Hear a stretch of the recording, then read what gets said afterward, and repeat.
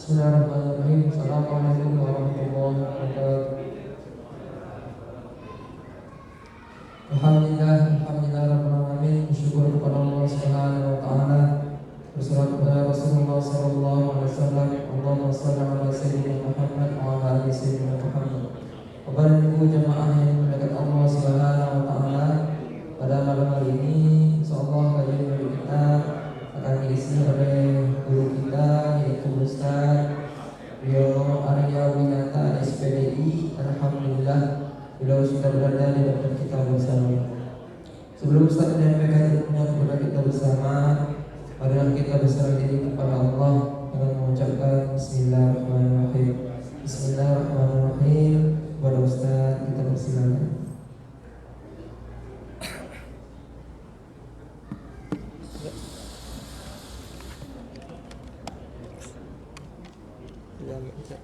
Dua menit. Ini bermodasar.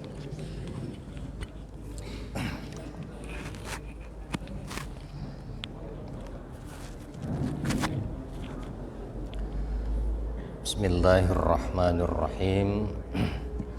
Assalamualaikum warahmatullahi wabarakatuh. Alhamdulillahirabbil alamin wassalatu wassalamu ala asyrafil anbiya'i wal mursalin wa ala alihi wa sahbihi ajma'in, amma ba'du. Bapak dan Ibu seluruh jamaah yang insyaallah merupakan calon-calon penghuni surga yang saya muliakan.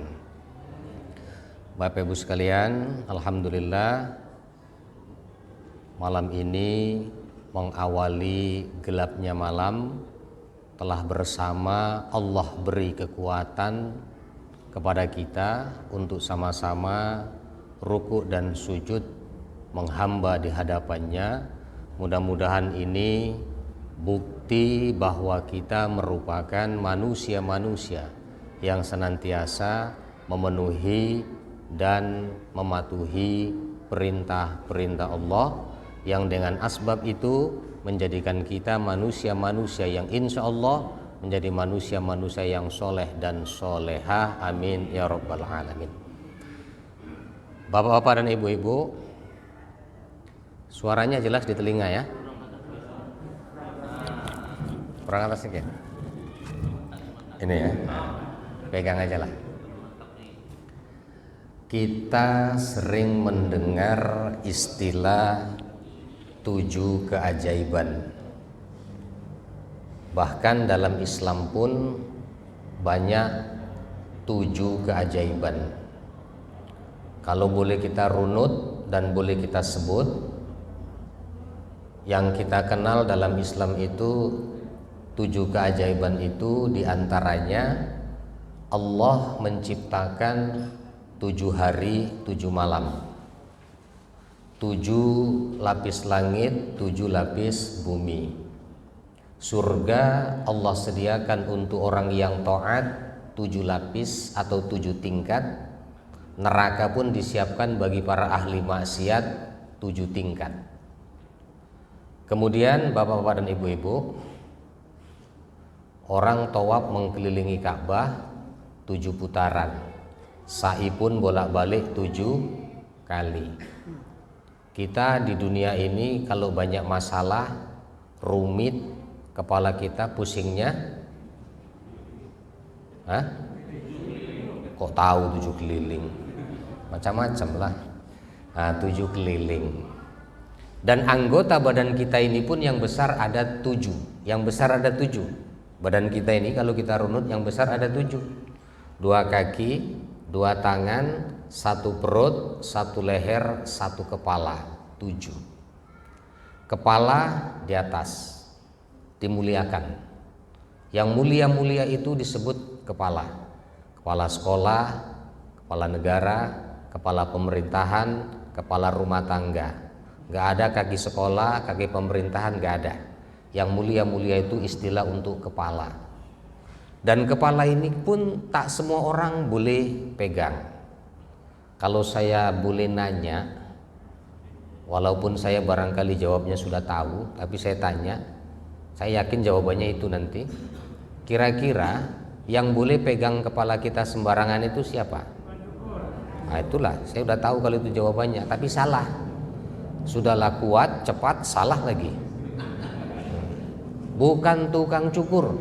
Coba bapak-bapak, ibu-ibu, kita pergi ke tukang cukur, pangkas, kepala dipegang sembarangan, tolak depan, tarik ke depan, ke belakang, sorong kanan, sorong kiri, kan marah kita dibuatnya. Baik-baiklah sikit, kan kita bilang kayak gitu. Lalu siapa yang boleh pegang kepala kita sembarangan dan kita tidak marah? Ternyata jawabannya adalah anak-anak kecil yang belum punya dosa. Contoh, kita ini para orang tua mungkin pulang dari masjid, badan letih, capek, berbaring-baring di rumah, datanglah anak kecil merangkak-rangkak mendekati kita. Mohon maaf, jangankan dipegang kepala kita, mohon maaf, didudui pun muka kita, pantatnya ditaruh di muka kita. Apa kita bilang? Onde lucu bana anak denku, lucu bana cucu denku. Bukan begitu Bapak Ibu? Kan begitu. Kenapa? Yang duduk anak 2 tahun. Coba yang duduk anak 20 tahun. Kira-kira apa yang terjadi? Nah, Bapak Ibu, kepala ini di atas mulia, tak semua orang boleh pegang. Saya sering contohkan, kalau kita jalan ketemu kawan berjabat tangan, nah ini jabat tangan itu kita baca sholawat. Selama jabat tangan belum dilepas, kita baca sholawat, salah saya dengan dia sama-sama diampunkan oleh Allah. Salah kita dengan salah dia dimaafkan sama Allah. Sayangnya hari ini berjabat tangannya macam mana? Nah kan begitu. Yang dianjurkan dalam Islam kan begini. Tapi oke lah, itu mungkin pada kondisi tertentu. Maka perbanyak berjabat tangan. Kemudian waktu berjabat tangan, ditepuk-tepuk tangan kita, punggung kita ini kan biasa itu berjabat tangan itu. Bah, lalaman apa sobo. Kan begitu. Itu tanda dekat, tanda akrab kita dengan dia. Jabat tangan lagi yang ditepuk bahu kita, itu CS dengan dia. Karena kita dekat betul. Tapi jangan coba-coba begitu berjabat tangan yang ditokok kepalanya. Apa kabarmu? Marah kita dibuatnya. Kepala ini mulia Bapak Ibu. Namun begitu, hai hamba Allah, renungkan kepalaku, kepalamu, kepala kita yang katanya mulia ini mengandung 7 lubang. Di kepala ini ada 7 lubang, yang dari setiap lubang-lubang itu mengeluarkan benda-benda kotor dan menjijikkan. Kita hitung, 2 lubang hidung, 2 dari atas, 2 lubang mata, 2 lubang hidung, 2 lubang telinga, 6, 1 lubang mulut. Yang keluar dari lubang mata, bangun tidur, ada di samping kanan kiri mata kita. Kira-kira kotor apa enggak tuh? Jijik apa enggak tuh? Jijik. Turun lagi, 2 lubang hidung, lebih menjijikkan daripada yang keluar lewat 2 mata. Apalagi yang berwarna hijau itu. Jangan pula dikece onde iko es, jangan, cendol jangan, jijik. Dari lubang telinga lebih menjijikkan lagi. Dan dari longga mulut jauh lebih menjijikkan. Ada kue, makan, kunyah-kunyah, lalu muntahkan. Lepas itu makan lagi. Yang kita muntahkan dari mulut kita. Tunjuk tangan, siapa yang sanggup? Ada yang sanggup? Itu dari mulut kita. Ternyata kita tidak sanggup. Yang sudah keluar dari mulut itu menjijikkan. Artinya seolah-olah di situ kita diajarkan bahwa kepala kita yang konon kabar katanya klaim kita itu mulia, ternyata mengandung benda-benda kotor dan menjijikkan. Untuk itu, karenanya bersihkanlah otak kepala kita ini, bersihkanlah kepala kita ini dengan cara apa? Dengan cara melaksanakan rukun sholat yang ke-7. Apa itu rukun sholat yang ke-7? Pertama, berdiri, niat, takbir, Fatihah, kemudian ruku, i'tidal, sujud. Rukun sujud ada 7. 2 ujung kaki, 2 lutut, 2 telapak tangan, 1 kening. 7. Yuk sama-sama. Apa bacaan di waktu kita sujud? Ini nggak ada yang ngapal aku cuma. Subhana rabbiyal a'la wa bihamdi. Pernahkah kita merenung dan memikirkan atau ucapan itu hanya rutinitas selalu kita ucapkan tanpa kita tahu maknanya? Kalau begitu apa bedanya kita dengan burung beo? Subhana rabbiyal a'la wa bihamdi. Maha suci Allah yang maha tinggi. Artinya apa? Yang maha suci itu hanya Allah. Kita ini Bapak Ibu, saya, kita ini mohon maaf saya, kalaulah sekarang ini, seketika ini Allah buka hijab aib-aib saya, pulang Bapak Ibu ini nggak mau dengarkan ceramah saya ini. Tapi kenapa? Ditutup oleh Allah. Maka apabila kita ingin aib kita ditutup oleh Allah, jangan cerita dan jangan buka aib orang lain. Aib itu apa? Aib itu adalah kekurangan, keburukan yang merugikan diri sendiri, yang melibatkan diri sendiri. Tapi kalau sudah melibatkan dan merugikan umat, boleh dibuka. Contoh korupsi, bukalah itu. Sebab kalau kita diam-diam saja, mampus awak, habis duit awak diembat sama koruptor tuh. Buka, nggak apa-apa. Tapi kalau ada orang ngintip, jangan dibilang-bilang. Itu tukang ngintip, berdosa, aib tuh, jangan diceritakan.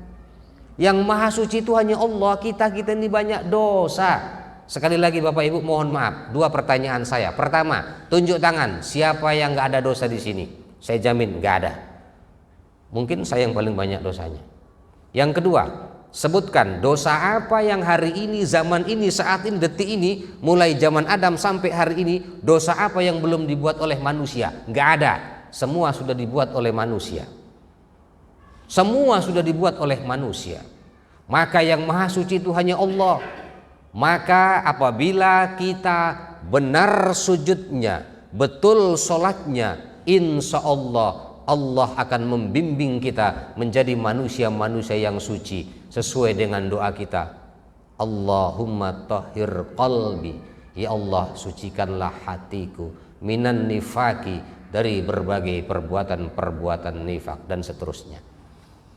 Kemudian yang maha tinggi itu siapa? Allah. Orang yang sujudnya betul, orang yang sholatnya benar, dia tahu, dia paham yang maha tinggi hanya Allah. Kita ini siapa? Manusia yang gak ada apa-apanya. Datang gak bawa apa-apa, pulang pun gak bawa apa-apa. Karenanya ini mengajarkan kita, orang yang sholatnya benar, sujudnya betul, dia sadar yang maha tinggi hanya Allah, maka tanggallah kesombongan pada diri manusia. Gak ada yang bisa kita sombongkan. Kira-kira orang sombong ada apa enggak Bapak Ibu? Halo? Saya tanya, orang sombong ada apa enggak? Saya ulangi, ada apa enggak? Yang mana orangnya? Tanggung jawablah. Lah karena Pak Haji awak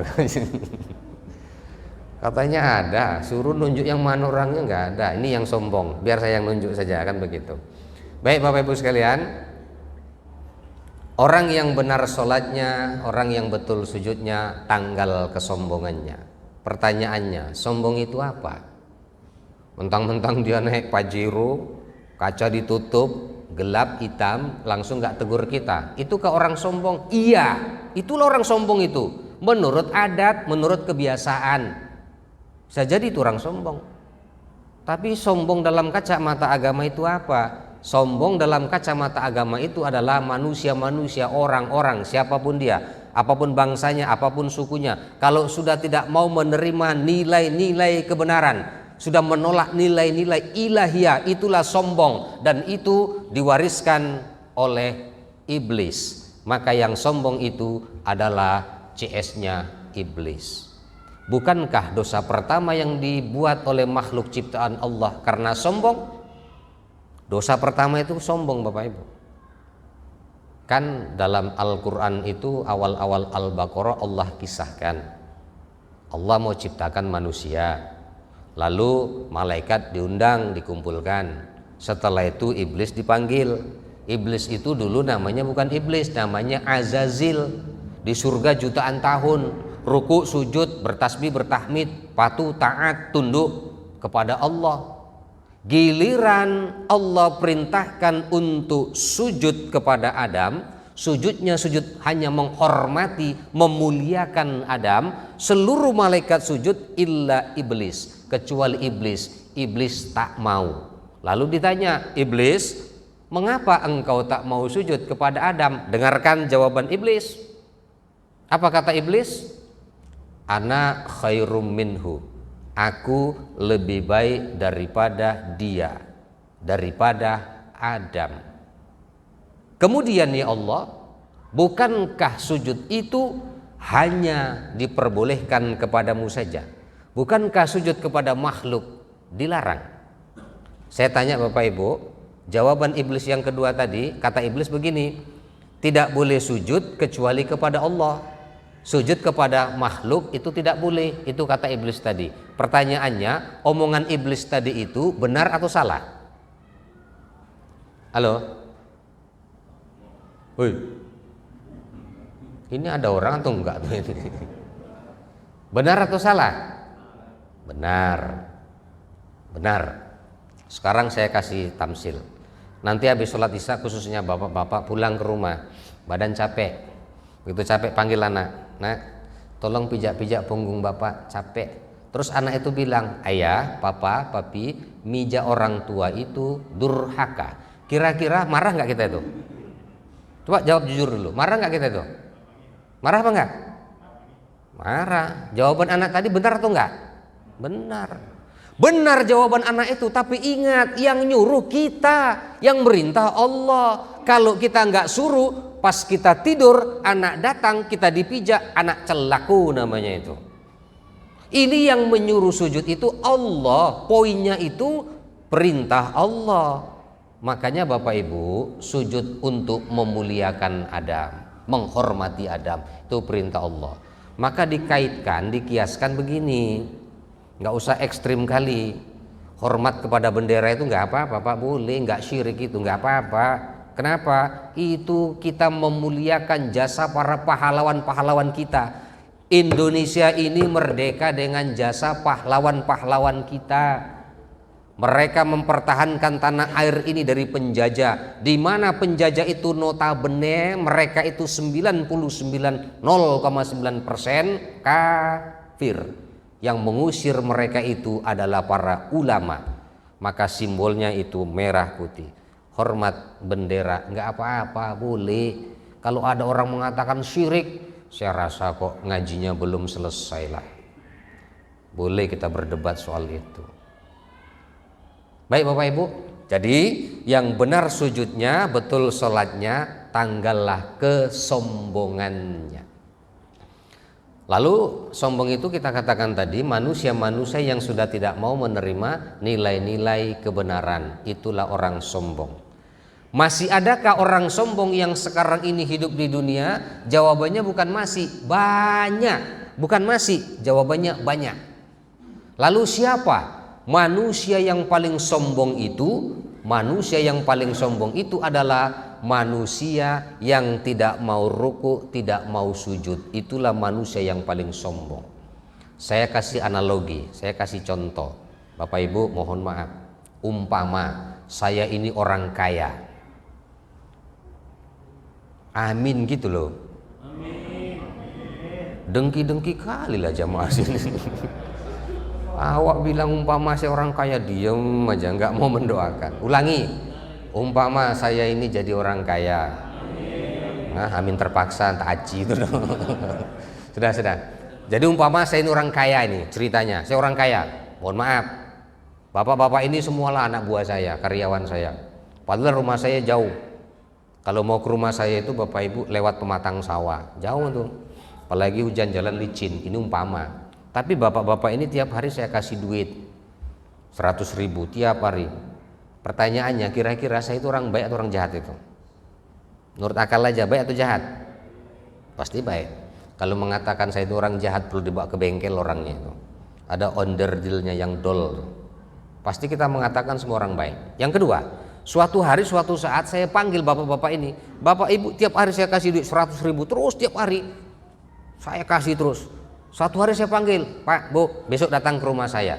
Kira-kira bapak-bapak ibu-ibu berani nggak datang ke rumah saya? Coba yang jujur, berani apa enggak? Saya katakan tak berani itu. Sogan awak, pasti datang. Hujan bepayung, panas bepayung, pandailah, pokok pasti datang. Kenapa? Baik kali bapak itu, tak datang sogan awak. Sementara ada yang memberikan kita nikmat dari kita mau tidur sampai bangun tidur, bahkan tidur itu pun nikmat. Dia panggil kita, dia perintah kita, perintahnya sholat sehari 5 kali. Tapi ada manusia yang pintar kali, diubah dari sehari 5 kali menjadi 5 hari sekali. Pertanyaannya lagi, ada nggak orang kayak gitu? Jujur aja lah, ada apa nggak? Sini nggak ada. Maksud saya begini, cek di rumah masing-masing, ada nggak orang yang kayak gitu? Nggak usah rumah orang, rumah masing-masing ada apa nggak? Wahai para suami, wahai para bapak, kalau engkau, saya, kita ini para bapak, para suami pergi pagi pulang malam, berangkat malam pulang pagi ke masjid, ruku, sujud, tapi anak kita tidak kita ajak untuk sholat, namun anak kita tidak kita perintahkan untuk sholat, berarti gagal kita sebagai orang tua. Berarti kita itu zolim kepada diri dan kepada anak kita. Begitu juga ibu. Nah, jadi bapak-bapak dan ibu-ibu, manusia yang paling sombong, yang tidak mau ruku, tidak mau sujud di hadapan Allah, itulah manusia yang paling sombong. Itulah artinya orang yang tidak sholat. Kemudian bapak-bapak dan ibu-ibu, berbicara dengan sholat ini begini, Rasul Shallallahu Alaihi Wasallam katakan, kalau kita mau masuk waktu sholat lalu wudhu sempurna, setelah wudhu sempurna pakai pakaian terbaik, bukan yang baru, yang dikatakan terbaik, pakailah baju terbaik. Maka saya harus berkata, yang di dalam masjid ini yang dipakai inilah baju kita yang terbaik saat ini. Sempurna wudhunya, dipakai baju terbaiknya, tinggalkan rumah, langkahkan kaki, ayunkan tangan, penuhi panggilan Allah sampai di masjid. Tiap langkah menaikkan derajat, tiap langkah menghapuskan dosa. Maka bapak-bapak dan ibu-ibu, mulai sekarang amalkan, kalau ke masjid sempurnakan wudhu. Pertanyaannya, wudhunya di rumah atau di masjid? Wudhu di rumah. Terus kalau di kamar wudhu masjid bagaimana? Ya nggak apa-apa, ini kan kesempurnaannya, kan seperti itu. Nah bapak ibu, kemudian kita para laki-laki ini, sholatnya yang diperintahkan di mana? Di rumah atau di masjid? Di masjid. Rasul Shallallahu Alaihi Wasallam selalu sholat berjamaah. Rasul Shallallahu Alaihi Wasallam selalu makmurkan masjid. Lalu kalau ada orang Islam, dia sholatnya di rumah, dia mengaku umat Nabi, lalu dia mencontoh Nabi siapa? Yang dia contoh Nabi siapa? Bukankah Nabi Muhammad itu sholatnya di masjid dan berjamaah, lalu kita sholatnya di rumah, lalu yang kau contoh itu Nabi siapa? Baiklah Bapak Ibu, kita kembali saja. Maka orang yang sombong yang masih hidup sekarang ini adalah orang yang tidak mau ruku, tidak mau sujud, artinya orang yang tidak mau sholat. Sekarang saya tanya, kalau ada orang Islam nggak sholat, berdosa apa enggak? Halo? Kompak lah, berdosa apa enggak? Enggak. Inilah kalau ngaji nggak selesai ini. Pengumuman. Saya ini Bapak Ibu menjabat sebagai Ketua NU Kecamatan Mando sudah hampir 18 tahun. Maka saya fatwakan di sini. Waktu saya sekolah di Madinah, saya belajar itu orang Islam nggak sholat nggak berdosa. Dengarkan baik-baik. Jangan sepotong-sepotong mendengarkannya. Gini-gini alumni Madinah. Jadi kalau yang ceramah di sini LC, saya lantaran nggak pakai LC saja, nggak mau saya pakai LC. Madinahnya itu maksudnya Mandailing Natal. Nama sekolahnya itu Mustopawiyah Purbabaru, itu maksudnya. Kan betul tuh Pak Haji, Madinah itu. Orang sana itu Madinah, Mandailing Natal. Nama sekolahnya Mustopawiyah Purbabaru. Maka saya katakan, ini fatwa saya ini, orang Islam nggak sholat nggak berdosa. Kalau belum balik. Kalau belum balik. Sekarang Islam dia, balik dia, nggak sholat juga, berdosa apa enggak? Enggak. Kalau nggak berakal. Nggak berakal itu sama dengan gila. Jadi kalau ada orang nggak sholat, cukup dalam hati, bisa jadi dia bukan orang Islam. Apa pula nggak Islam? Kalau nggak dikasih kupon kurban, mengamuk dia. Oh, mungkin orang Islam. Oh, mungkin belum balik, anaknya sudah 4, pasti yang ketiga, berarti nggak berakal, sama dengan gila. Jangan-jangan orang gila itu ada di rumah kita. Cek rumah masing-masing. Nggak usah nengok kanan kiri, nggak usah nunjuk orang. Cek di rumah masing-masing, ada nggak orang gila?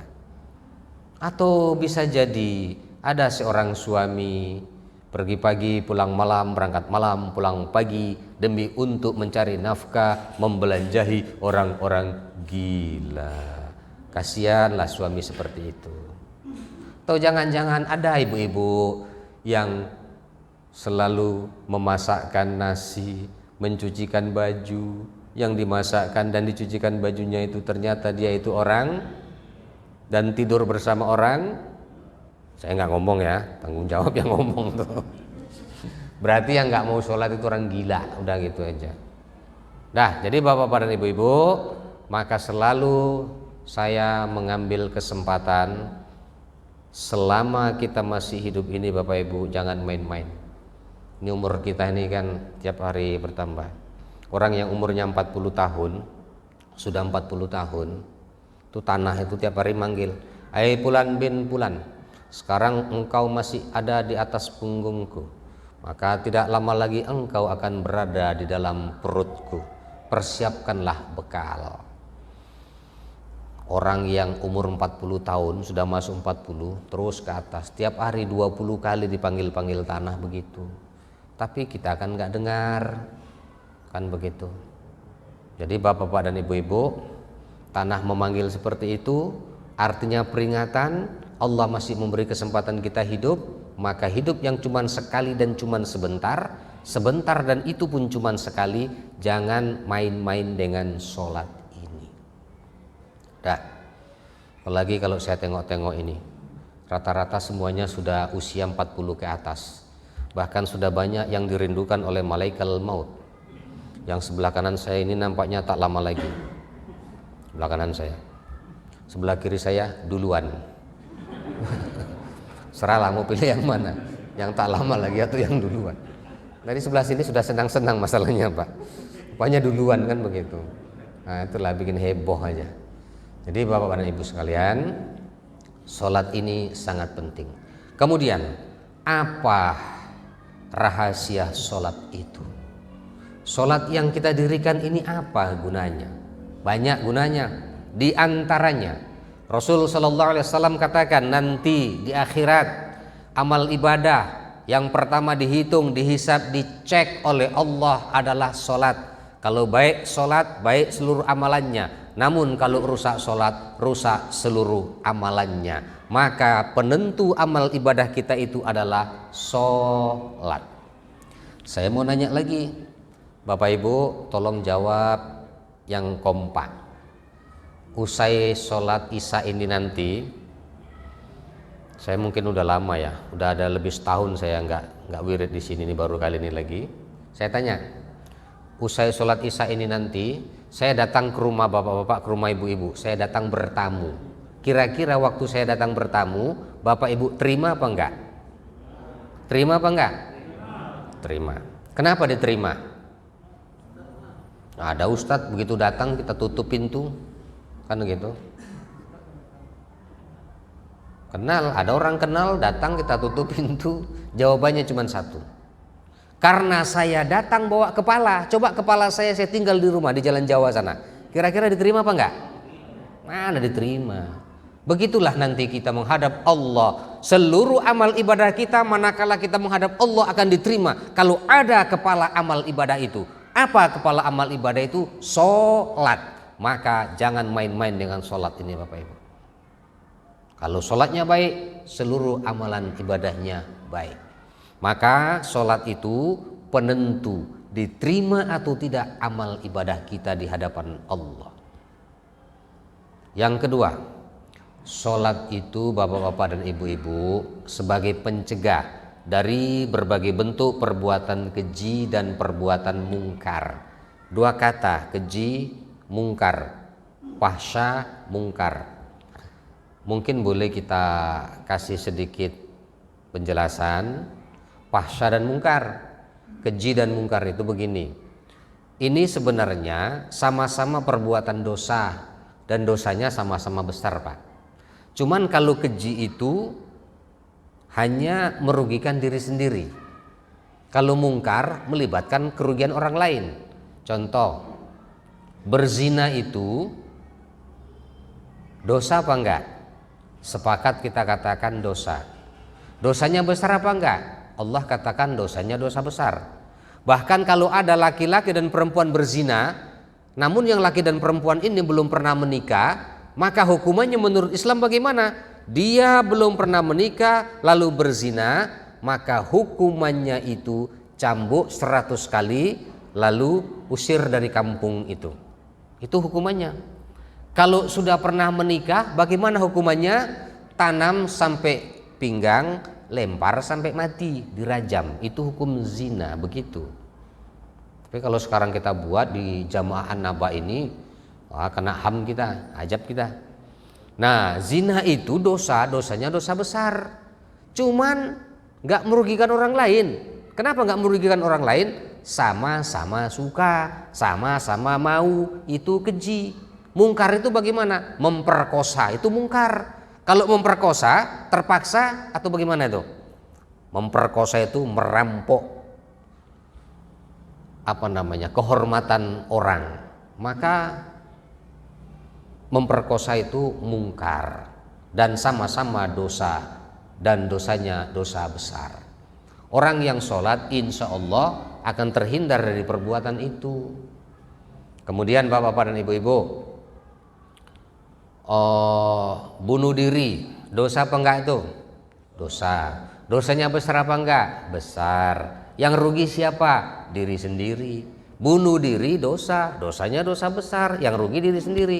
Tapi kalau membunuh itu mungkar, merugikan orang lain. Itu dia.